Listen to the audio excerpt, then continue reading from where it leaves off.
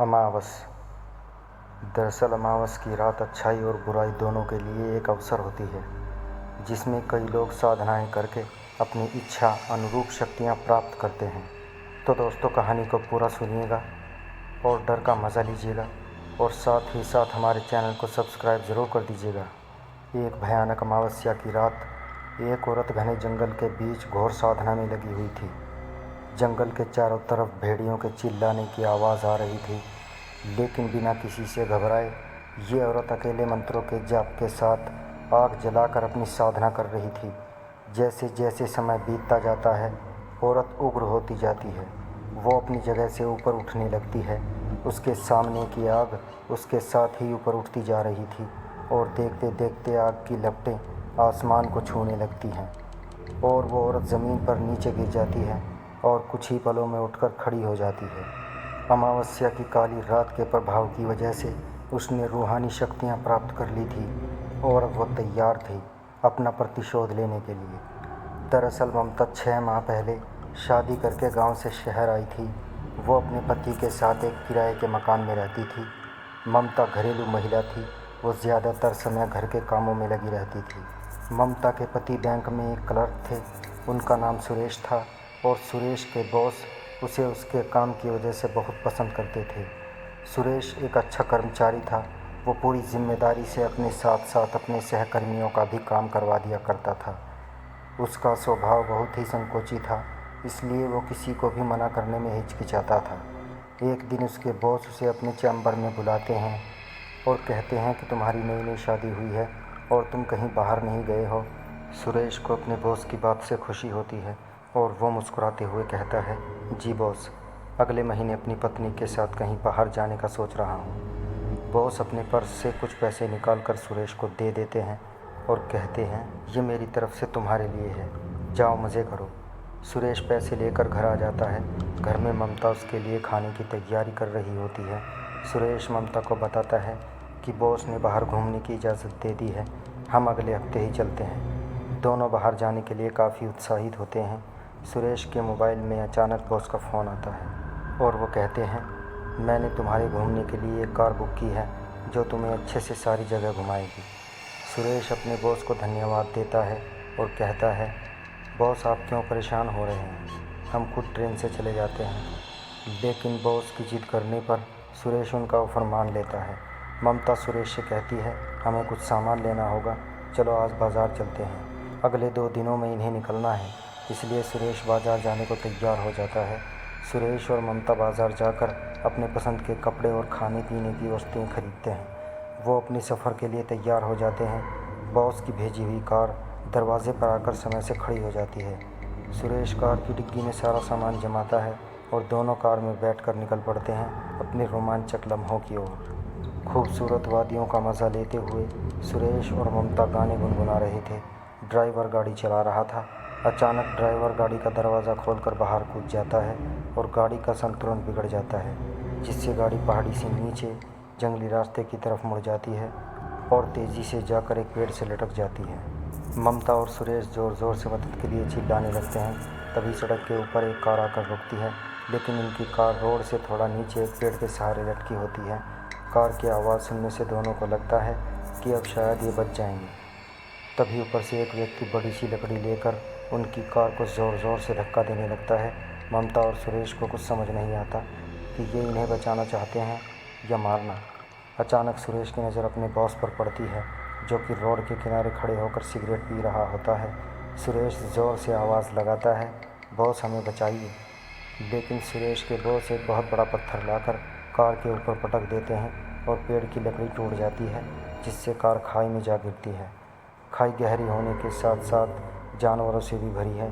दरअसल ये बहुत बड़ा जंगल है, जो ज़मीन की बहुत गहराई में फैला हुआ है। यहाँ गिरने के बाद आज तक कोई नहीं बचा, इसलिए सुरेश के बॉस ने यही जगह चुनी थी सुरेश की मौत के लिए। सुरेश के बॉस उसे क्यों मारना चाहते थे, ये बात दोनों के लिए राज रह जाती है, और गाड़ी खाई में समा जाती है। अगली सुबह अखबार में हादसे की खबर छपी होती है, लेकिन साथ ही करोड़ों रुपये की हेराफेरी का आरोप भी सुरेश के ऊपर लगा होता है। दरअसल सुरेश के बॉस ने ऐसे कई खातों में सुरेश के ज़रिए पैसे निकलवाए थे, जिन खातों में लंबे समय से कोई प्रतिक्रिया नहीं हुई। और बैंक की ऑडिट के दौरान पाया गया कि सुरेश के सिग्नेचर की मदद से ये काम हुआ है। लेकिन अब सुरेश दुनिया में है ही नहीं। वो नहीं कह सकता कि ये काम उनके बॉस ने उससे करवाया है। सुरेश और ममता की दुनिया उजड़ चुकी थी, लेकिन होनी को कुछ और ही मंजूर था। हादसे में सुरेश की मौत हो जाती है, लेकिन किस्मत से ममता की जान बच जाती है। खाई में गाड़ी गिरने के बाद ममता बेहोश हो चुकी थी।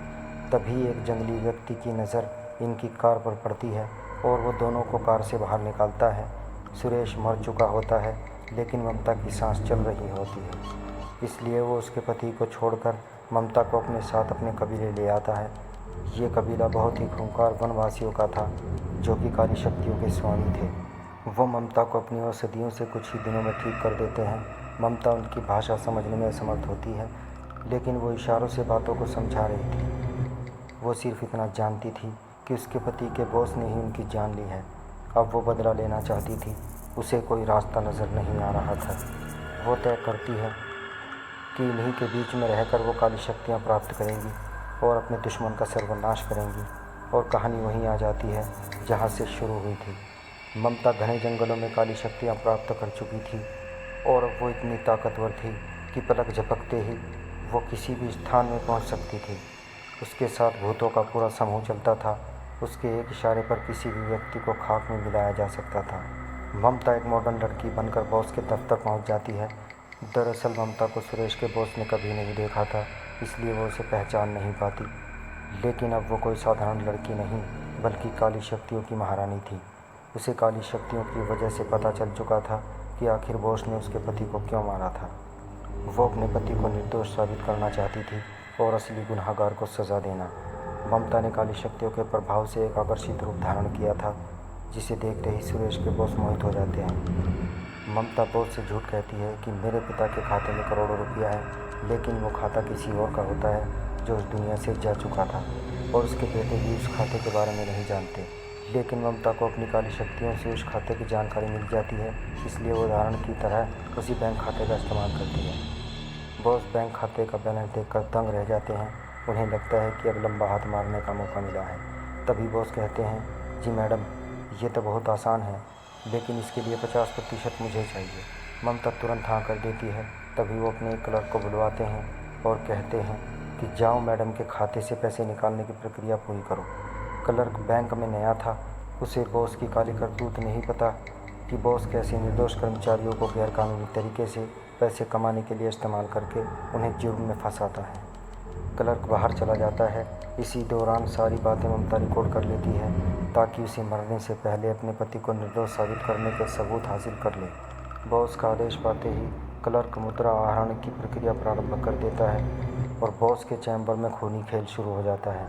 खिड़की के कोने कोने से कांच के टुकड़े टूटकर बॉस के शरीर में घुस जाते हैं और वो दर्द से चीख रहा होता है। ममता भूतों की मदद से बॉस के शरीर के टुकड़े टुकड़े करवा देती है। ये सब इतनी जल्दी होता है कि किसी को संभलने का मौका नहीं मिलता। बैंक में उपस्थित लोगों में अफरा तफरी मच जाती है। बॉस के चैम्बर को खून से लाल देख सभी डर से कांपने लगते हैं। ममता ने अपना बदला ले लिया था। ममता चैम्बर से बाहर आकर अपने आप को पुलिस के हवाले कर देती है। ममता इतनी शक्तिशाली ताकतों की मालिक थी, अगर वो चाहे तो इसे कोई हाथ भी नहीं लगा सकता था। लेकिन वो अपने पति को निर्दोष साबित करने के लिए आत्मसमर्पण कर देती है और सुरेश का केस दोबारा शुरू हो जाता है। और कुछ ही महीनों में सुरेश निर्दोष साबित हो जाता है और पाया जाता है कि सुरेश के बॉस ने ही सारे अपराध किए थे और लंबे समय से वो ऐसी ही गतिविधियां करता चला आ रहा था। उसको कानूनी मापदंडों के अनुसार अपराधी माना जाता है, लेकिन अब वो इस दुनिया में नहीं था, इसलिए उसे दोबारा सज़ा नहीं दी जा सकती थी। लेकिन उसकी हत्या के जुर्म में ममता को सज़ा काटनी पड़ती है और ममता के बदले के साथ साथ ये कहानी भी समाप्त हो जाती है। तो प्यारे दोस्तों, कहानी कैसी लगी कमेंट बॉक्स में ज़रूर बताएं और हमारे चैनल को सब्सक्राइब ज़रूर कर दें। बहुत बहुत शुक्रिया।